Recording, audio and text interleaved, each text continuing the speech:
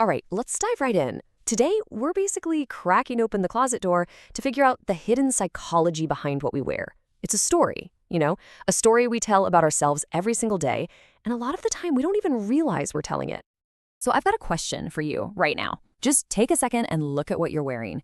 What story did you decide to tell the world when you got dressed this morning? Because believe it or not, whether you grabbed it for comfort or for a confidence boost or just because it was the only clean thing left, that choice, it says something really deep about you. You see, this goes way beyond just fashion trends or what's in style. Our clothes are this incredible nonverbal language. They can communicate our biggest insecurities, our wildest ambitions, and maybe most importantly, the person we really are deep down. And it all starts with that one simple, universal question we ask ourselves every morning: what am I going to wear? It seems like such a small thing, but it's actually the starting point for this whole psychological journey, driven by some seriously powerful forces inside all of us. And maybe the most powerful force of all is our relationship with our own body image, right? It's not just about what we see in the mirror. It's the whole universe of thoughts and feelings that pop up because of that reflection. And those feelings, they translate directly into what we decide to put on. This whole thing basically leads to two very different approaches.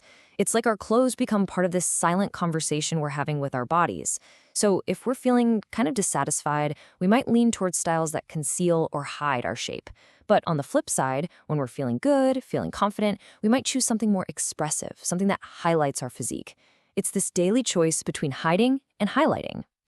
And for a lot of people, social anxiety plays a huge role in this. If you get stressed out just thinking about people judging your appearance, your clothes can become a form of self-protection. So choosing something practical or understated isn't about being boring, not at all. It's actually a really smart, strategic way to move through the world and just avoid drawing that unwanted attention. It's literally a shield. Okay, so our clothes can be a shield, for sure, but they can also be a giant billboard.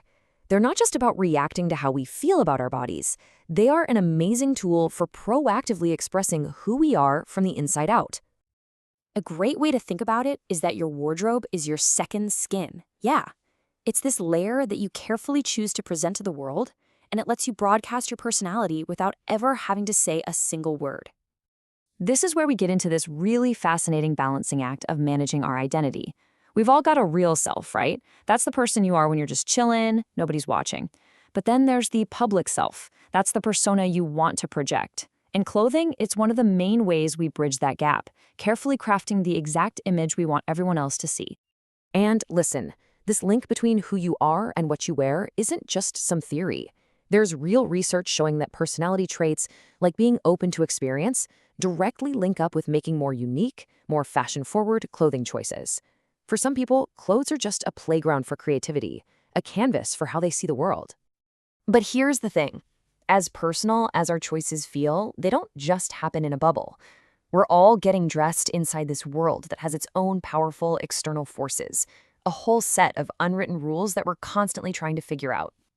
And we all play by these rules, whether we realize it or not. I mean, think about it. Social norms, our cultural background, and of course, the specific situation. You're not going to wear the same thing to a job interview that you'd wear to a party, right? All these things create boundaries that tell us what's appropriate.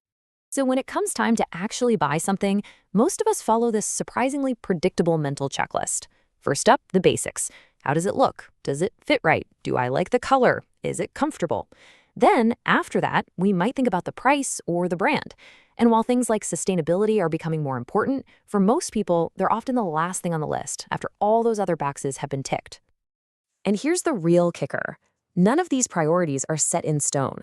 The story our clothes tell keeps changing because our own story is always changing. What we care about in our wardrobe totally evolves right along with us. I mean, think back to when you were younger. The story was usually about one thing, wasn't it? Fitting in. The big drivers were all about keeping up with trends and getting that nod of approval from your friends. Your clothes were basically a uniform for belonging. But then, as we get older, that story starts to shift. The priorities often change completely. Suddenly, it's all about comfort and function. We might find ourselves drawn to more classic, timeless pieces instead of chasing every trend. And yeah, sometimes our choices are also about adapting to the changes in our bodies that come with age. So, At the end of the day, our closets are just so much more than a place to hang clothes. They're like personal time capsules. They really are a living, breathing history of our lives, telling the story of who we were, who we are, and the journey we've been on. So, tomorrow morning, when you're standing there in front of your closet, just remember, you're not just picking out an outfit, you're choosing the next page in your story. What's it going to say?